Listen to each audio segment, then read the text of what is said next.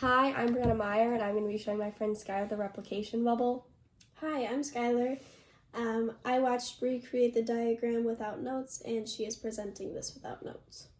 Okay, and so to get started, the origin of replication, which is in the middle, is where everything begins, where DNA first opens up and first copied and made into new DNA. The section 4, which is on the end, is what is currently being replicated, and then the leading and lagging strands start at the origin, here and down there. And the leading strands start at the origin and move past to present, the origin to the group 4. So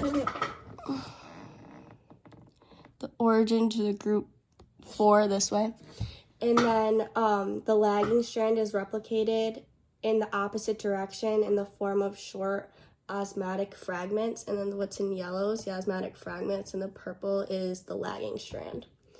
There are 2 leading strands and 2 lagging strands because DNA is a double helix and semi-conservative. When the double helix is broken apart from the DNA helicase, breaking the hydrogen bonds, the top and bottom strand have to be synthesized, so there are 2 of each. In the end, there will be 2 identical copies of DNA. DNA replication goes in the 5' to 3' direction because DNA polymerase acts on the 3' OH of the existing strand for adding free nucleotides. And then to go over each of these labeled,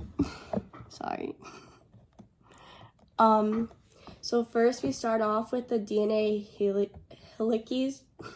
It uses energy from ATP hydrolysis to break hydrogen bonding between base pairs, which opens up the helix. And those are right here at the beginning in the black dots. And the next is the single strand binding proteins, and these prevent renewing of the DNA strands, and those are the beads that are here in the green. And then next is the topomerase which breaks the phosphodiester bond on the one strand, unwinds to release torsion, and remakes the phosphodiester bond. It causes the torsional stress to not break the DNA and have to add one on each end to release the torsion. And those are the triangles right there. And next is the primase, an RNA polymerase that can synthesize from scratch and make an RNA primer and its enzyme. It can take a single nucleotide and connect it to another single nucleotide and form a phosphodiester bond. It gets rid of the single strand binding proteins and brings in a single building block, a single RNTP. Primers come in to start making RNA, and the primer goes in the direction of 5 to 3. And the primase is the boxes right here, showing that it goes in the 5 to 3 direction here and here. There's 2 of them. Okay, next is the DNA polymerase 3, and this synthesizes DNA and increases the processivity, and then the primase is going to leave, and DNA polymerase is going to bind and bring in the appropriate triphosphate, and each of the single strand binding proteins are going to be kicked off one at a time and bring in one DNTP at a time. And this is the blue circles right there in sections 3 on each side, the top and the bottom. And they're there because it's breaking off the two double helixes.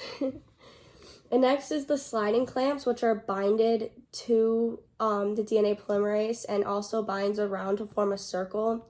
It's physically holding the DNA polymerase on the substrate and prevents it from falling off. The process has to start over again to get the bottom because DNA polymerase can only go in the 5 to 3 direction.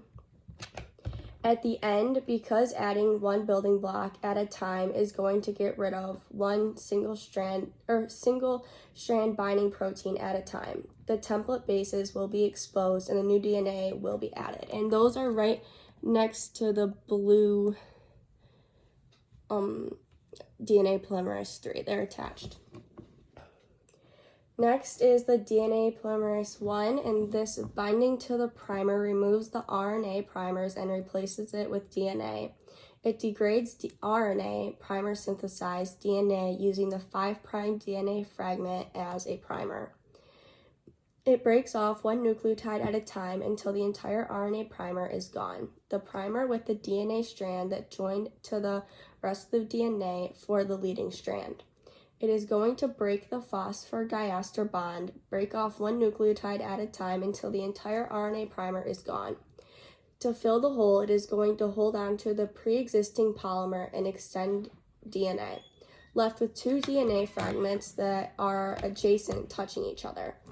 And the DNA polymerase 1 is the yellow circles that are